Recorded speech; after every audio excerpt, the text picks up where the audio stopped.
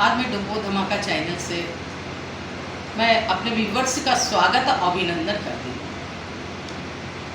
भागवत जो है,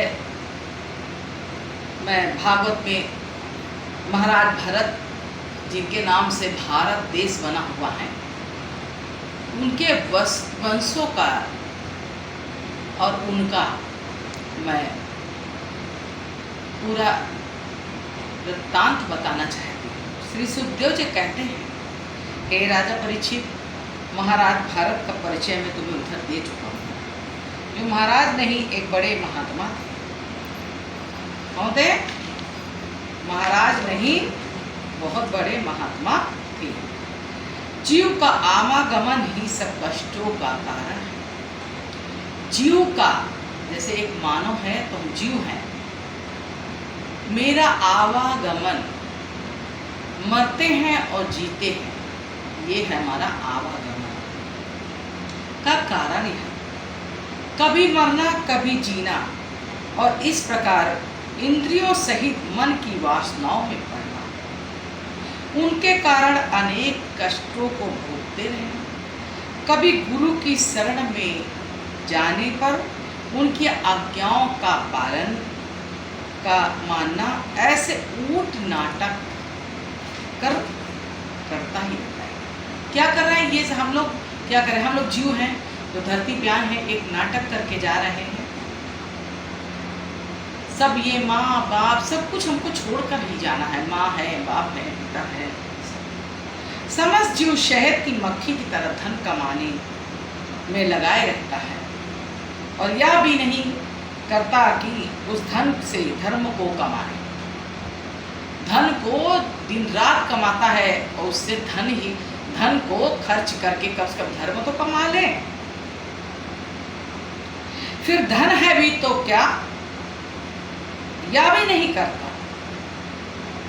उन धर्म को तो कमाए, फिर धन भी तो क्या है, अग्नि का विष्ठा मात्र है। विष्ठा माने गंदगी मात्र है। उसकी लिप्सा में सत्पुरुषों का मर्यादा को त्याग बैठना। सत्पुरुषों का एक अच्छे जो पूजा पाठी हैं, वो क्या करते, अपनी मर्यादा को छोड़ देते हैं, पैसे की लालच में बुरे कर्म करते हैं। अच्छा, धन का संग सत्य और असत्य का है, कुछ नहीं देखता। धन इतना खराब चीज है कि उसके लिए सबका ईमान डोल जाता है। ईमान नहीं तो कुछ भी नहीं। धन का संग इस असत्य असत्य को ही देखता है।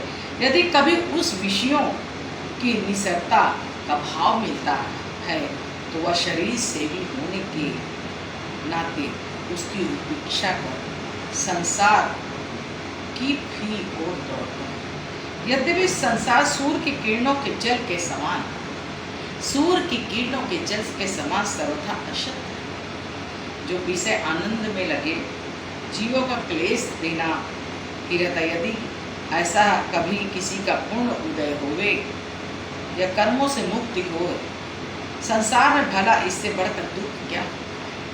जब धन के लिए मनुष्यों को निकम्मे और कृपणों के आगे दीन पड़ना पड़ता है। ऐसे दुर्जन रूपी शूर दाढ़ को तोड़ देते हैं, परंतु उस धन के लिए उसका निर्दा रूपी उत्सव नहीं होता है।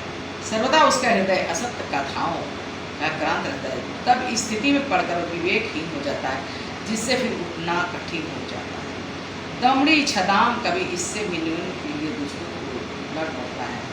कृपणता, इस प्रकार संसार रूपी वन में कभी शांति नहीं प्राप्त हो सकती। कभी असत्य का धन किसी का चोरी करके, किसी का मार कर क्या सुख मिला है? नहीं। श्री विष्णु जी काल चक्र में लगा है। यदि वह जानता तो उसकी उपेक्षा करे, बंदरों के समान है। स्त्री यदि जानना, स्त्री भोग लोक उपयोगी। कहीं स्त्री को देख लेते उसके तरफ लालसा कर बैठते कि ये औरत हमें मिल जाए। तो स्त्री पुरुष में प्रेम उसका ध्येय होता है। कभी किसी से प्रेम करता है, कभी किसी से प्रेम को छोड़ देता है। जैसे संसार गृहस्था समरूपी कर्म क्षेत्र पौधे से युक्त होने का कर्म होना बंद होता है। के समान ये सलभ संकुंत, चोरों के समान दुष्ट मनुष्य ब्रह्म प्राण धन पर टूट पड़ते हैं। कभी किसी का धन देखा तो उसे मार लिया, भाई भाई को मार रहा है। ये कलयुग का है। कलयुग में एक दूसरे का धन मार रहे हैं, मकान जमीन मालूम है कि उसी का है, तब भी वे देना नहीं चाहते हैं।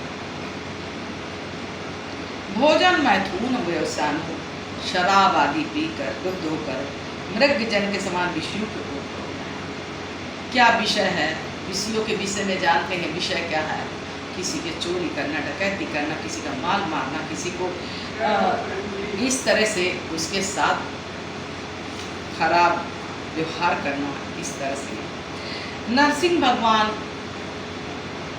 कहते हैं कि दुष्ट मनुष्यों को एक दूसरे का सत्य का मार्ग पकड़ना चाहिए और स्वर्ग की प्राप्ति करना चाहिए। कभी भी किसी से लोभ ना करना चाहिए, दुष्टों का संग त्यागना चाहिए, सत्संग करना चाहिए, सत्संग करके एक दूसरे का संग करना चाहिए जो सत्य हो। अगर कोई गलत रास्ते में चल रहा हो तभी तो उसको मना लेना चाहिए और सारे पापों से मुक्त होने के लिए